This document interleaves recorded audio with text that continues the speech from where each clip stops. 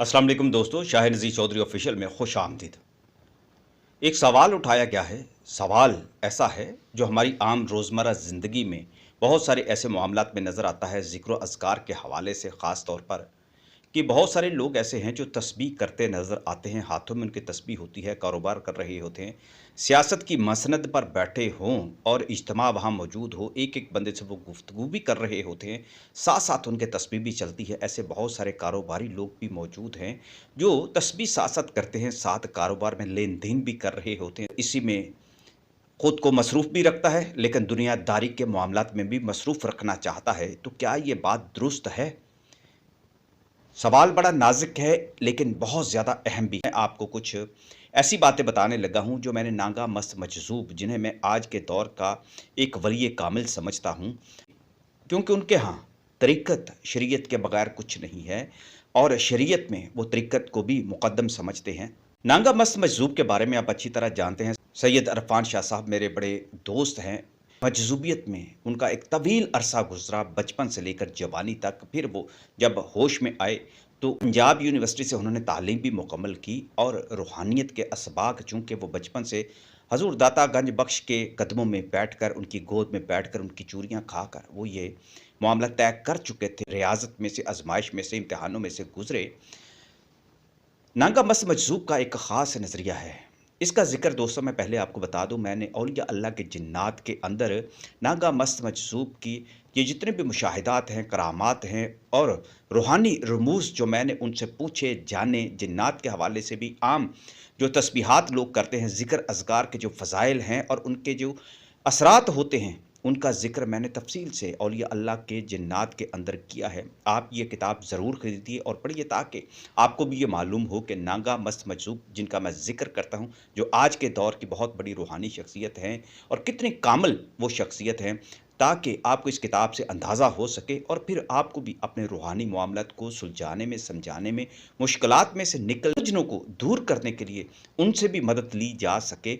और मैं जहाँ तक आपकी मुमकिन है खिदमत कर सकता हूँ, वो मैं करता रहूँगा। किताब लेने का तरीका आप इसी वीडियो में देख भी सकते हैं। नागा मस्त मजज़ूब से मैंने एक नहीं कई बार यही सवाल किया। मुख्तलिफ़ तरह के हमारे दरमियान मुबाहिस भी होते हैं और इस बात का ज़िक्र भी होता है, जब हम किसी ऐसे शख्स के साथ मिलते हैं जो आज के मुआशरे में बड़ा ताकतवर है, बड़ा बाअसर है। वो हमारे साथ भी गुफ्तगू में मसरूफ़ होता है, लेकिन उसके हाथ में भी तस्बीह होती है। तो नागा मस्त मजज़ूब जलाली तबीयत के मालिक भी हैं। वो जहाँ भी शरीयत के ख़िलाफ़ कोई चीज़ ऐसी हो रही होती है, वहाँ ज़रूर बोल पड़ते हैं। खाने में, पीने में, बात करने में वो इस बात का लिहाज़ नहीं करते कि ये ज़माने का दस्तूर नहीं ऐसी बातें करने का, लेकिन वो देखते हैं शरीयत का दस्तूर हर दौर में चलता है, लिहाज़ा वो ये बात भी करते हैं। नागा मस्त मजज़ूब कहते हैं कि इस्लाम में इस तस्बीह का कोई ज़िक्र नहीं है, जिस तरीके से तस्बीह हम करते हैं, हाथों में घुमाते हैं और साथ-साथ हम लोगों से बात भी कर रहे होते हैं, कारोबार भी कर रहे होते हैं, सियासत पर भी पूरे इज्तिमा में बात कर रहे होते हैं और पाकीज़गी का कोई ख़्याल नहीं रखते। हालाँकि ज़िक्र इलाही जो ज़ाहिर और बातिन को अल्लाह से जोड़ देता है, अल्लाह के कुर्ब की तरफ ले जाता है, और अल्लाह के साथ बात करते हुए तो हमें बहुत ही मुहतात होना चाहिए, पाकीज़ा होना चाहिए। और ये कैसे मुमकिन है कि आप दुनियादारी के मामलात पर भी बात कर रहे हैं और साथ-साथ अल्लाह के साथ भी बात कर रहे हैं?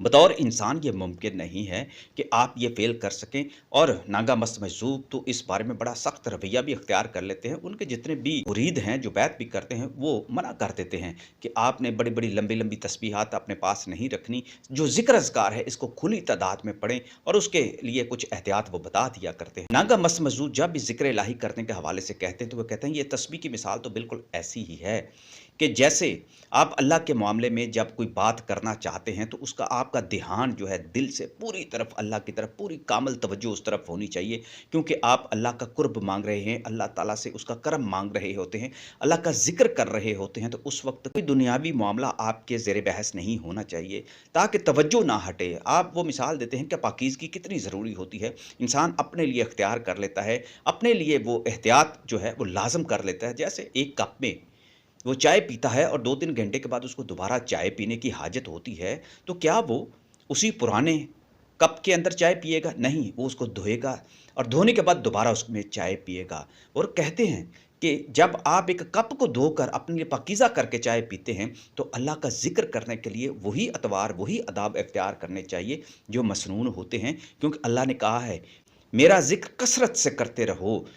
और कुरान पाक में इसकी हदायत की गई है कि इस कसरत के साथ जो ज़िक्र है वो दिल में किया जाता है, ताकि दूसरे मामलात भी साथ हों और दुनिया आपके इस तर्ज़ अमल जो आप ज़ाहरन इख्तियार भी कई दफ़ा कर लेते हैं, तो उस पर एतराज़ ना करें और ये आपकी रियाकारी में शुमार ना हो, क्योंकि तस्बीह को इस तरीके से करना अहले इल्म और सूफिया कराम के करीब रियाकारी समझी जाती है और कहते हैं कि इस्लाम में इसका कोई ऐसा ज़िक्र मौजूद नहीं है और इस पर कई इख्तलाफी बातें भी मौजूद हैं। नागा मस मजसूब ये भी फरमाते हैं कि आप देखें ना कि अल्लाह के हाँ, कि एक बंदे का अल्लाह के साथ ताल्लुक़ जो है वो खलूस और उसके इसार पर भी मबनी होता है और इसी से इंसान की नीयत का भी पता चल जाता है। जैसे कोई फ़कीर अगर किसी अल्लाह के नाम पर किसी से खाना माँगे और कोई साहब लाकर उसको रूखी-सूखी रोटी दे दे, बासी रोटी दे दे, जो इस्तेमाल शुदा रोटी हो, जो बची हुई रोटी उसको दे दे और उसकी हैसियत भी अच्छी हो और फ़कीर उसको कह दे कि बाबा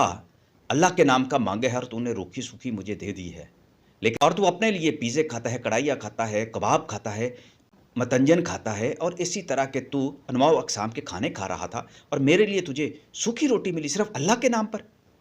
तो ये बातें सोचने पर मजबूर कर देती हैं कि हमें बतौर मुसलमान जब अल्लाह के ज़िक्र की तरफ हो, अल्लाह से ताल्लुक़ जोड़ने की तरफ हों, अल्लाह का नाम लेकर जब हम कोई काम करें तो हमारा खलूस और हमारी नीयत और हमारा इखलास जो है वो बिल्कुल क्लियर होना चाहिए। नांगा मस मजसूब का ये जुमला मैं हमेशा याद रखता हूँ कि तस्बीह घुमाने से दिल नहीं घूमता, ना ही फिरता है। इसलिए आपको अल्लाह का कुर्ब चाहिए और जब आप ज़िक्र इलाही में मसरूफ़ हो जाते हैं और आप ये चाहते हैं कि पूरी तवज्जो के साथ, इस्तग़राक़ के साथ और पूरी हज़ूरी के साथ ज़िक्र करें, तो महफ़िलों में इस तरह बैठकर तस्बीह ना घुमाया करें। ये बहुत सारे सूफ़िया का ये कहना है, वो कहते हैं कि बेशुमार जो लोग हैं फ़ैज़ इस वजह से भी उनको नहीं मिलता। इस मजलूम ने बेनज़ीर भुट्टो को भी तस्बीह दी थी और वो कहा करते थे कि मैंने उनको ये तलक़ीन की थी कि मैंने उन्हें कहा कि आप अल अज़ीज़ हो मिन कुल्ली अल अज़ीज़ हो, ये अल्लाह ताला का आप ज़िक्र किया करें, खुली तादाद में किया करें और आपने हाथों में तस्बीह लेकर नहीं घूमना, ताकि आपके अंदर रियाकारी जो है वो नज़र ना आए। लेकिन मोहतरमा भी तस्बीह को इस्तेमाल किया करती थी छोटी को और किसी महफ़िल के अंदर भी वो नज़र आ जाती थी। जहाँ ज़िक्र की बात आ जाती है, ज़िक्र इलाही करने की बात आती है, तो रसूल खुदा सल्लल्लाहु अलैहि वसल्लम का फरमान है कि बेहतरीन ज़िक्र, ज़िक्र ख़फ़ी है और बहुत सारे मशाइख़ का भी यही कहना है कि ख़फ़ी ज़िक्र जब किया जाए तो तस्बीह हाथों में रखने की ज़रूरत नहीं पड़ती।